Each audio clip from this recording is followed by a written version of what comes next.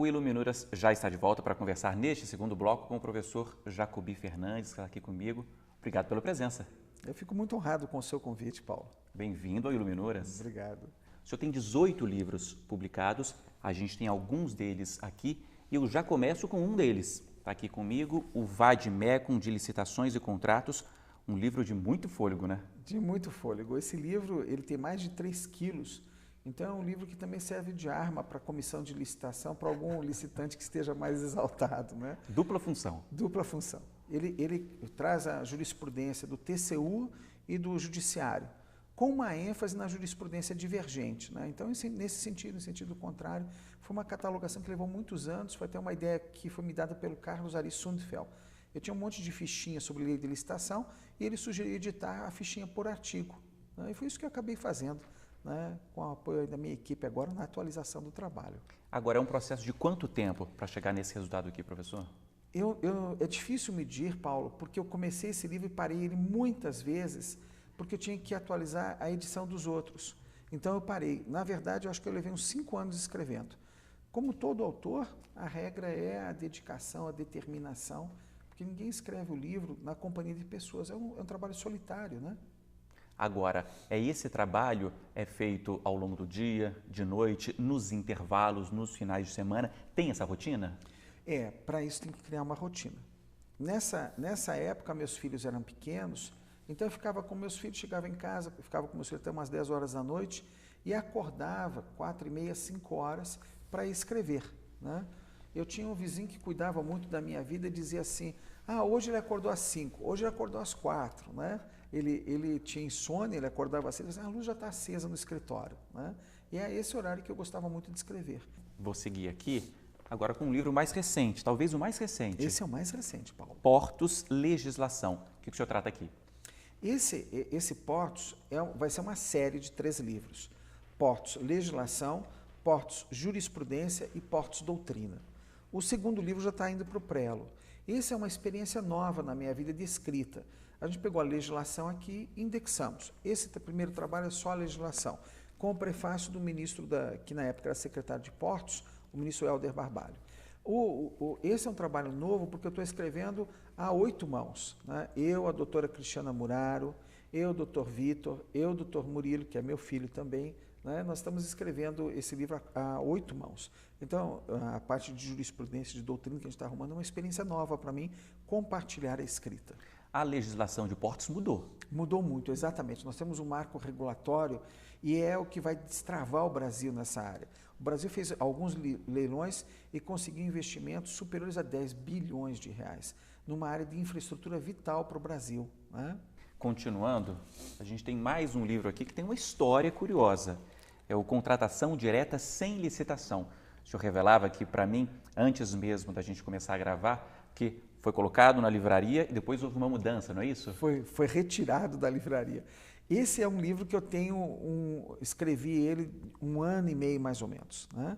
E imagina você como autor colocar o livro na livraria. Passei no dia seguinte, então na vitrine estavam colados todos os livros, né? Tinha uns 20 exemplares colados lá para mostrar, a editora estava orgulhosa, eu orgulhoso. E de repente o editor me chamou às pressas, falou, é uma emergência, vem aqui imediatamente. Quando eu cheguei na editora não tinha mais nenhum livro meu, nem na estante, em lugar nenhum.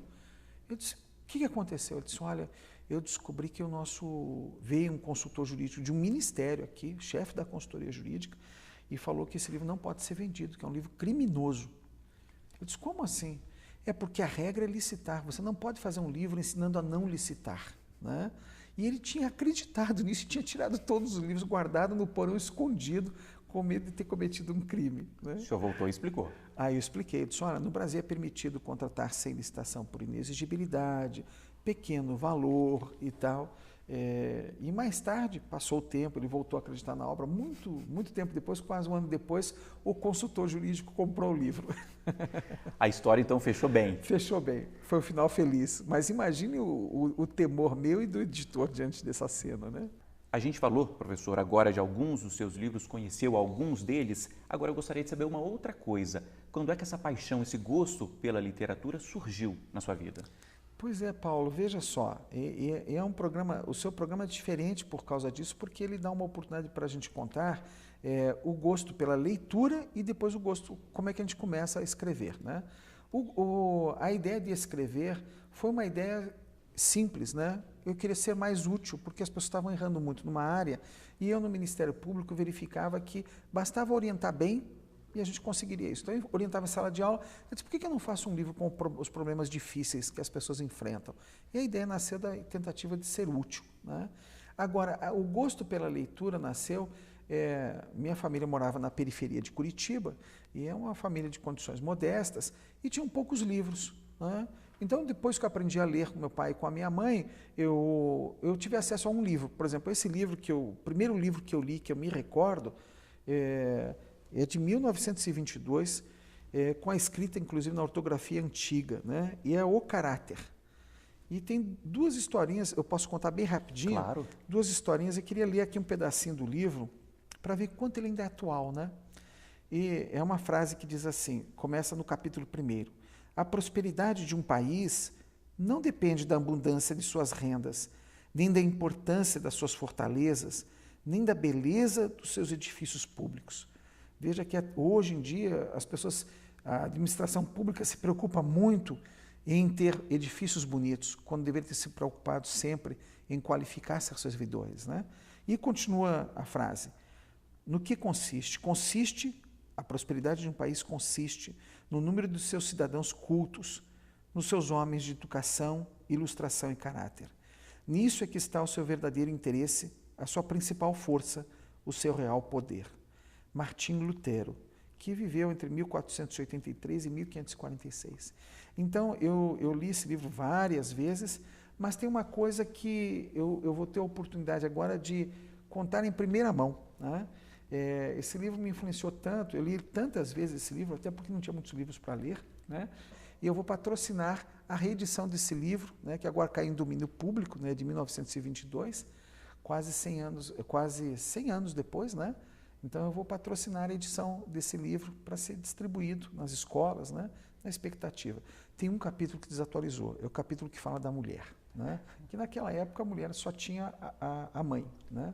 E Napoleão pergunta o que precisava para mudar o país, né, para fazer da França um verdadeiro país. E encontrou uma senhora da sociedade que explicou para ele, você só precisa de uma coisa, de mães, né? E essa história é contada no livro, né?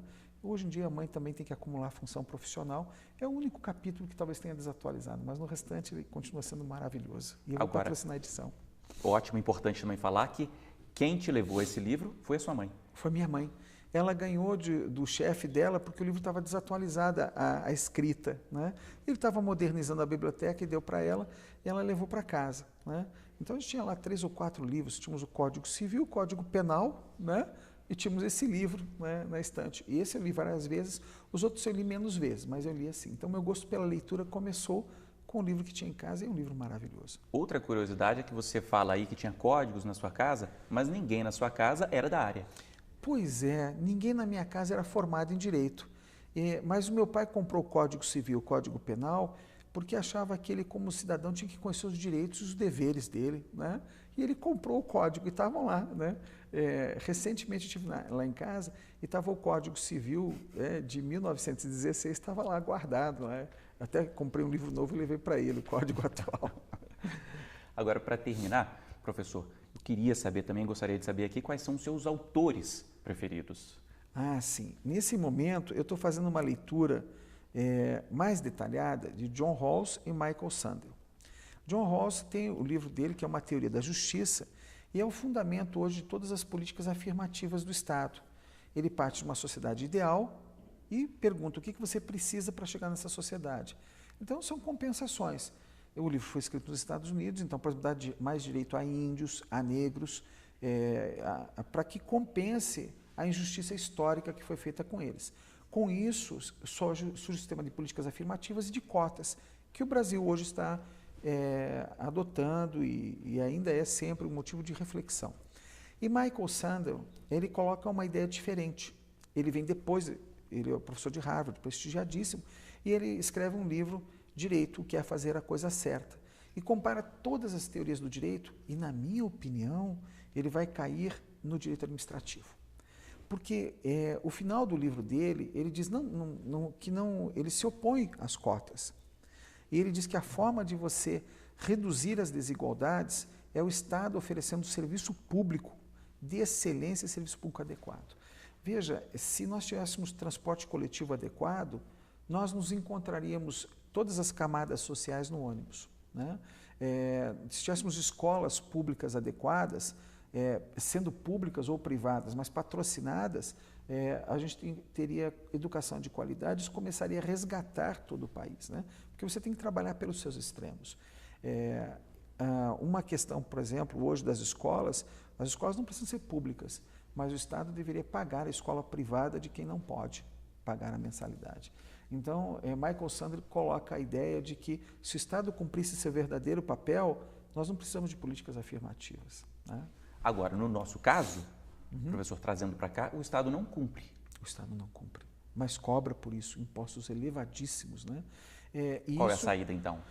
Pois eu cheguei a oferecer um projeto, um anteprojeto, claro, não posso oferecer projeto de lei, um anteprojeto de lei para o Brasil mudar esse cenário. Ao invés de a gente ir a cada 4 anos votar, nós iríamos a cada 6 meses avaliar o serviço público.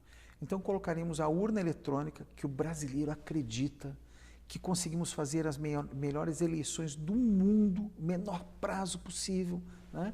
E a cada 6 meses você coloca ela no terminal da rodoviária, né? Coloca a urna eletrônica a cada 6 meses no hospital, coloca na delegacia e faz com que esse serviço seja avaliado. Melhoraria, né? Melhoraria, e me parece que é o esforço da Justiça Eleitoral de fazer o uso permanente da urna eletrônica como um mecanismo de cidadania participativa, que a grande ambição da Constituição de 88 foi essa, que o cidadão participe, né? Que a gente compreenda que o serviço público é nosso. E espaços como o seu são muito preciosos para divulgar essas ideias, né?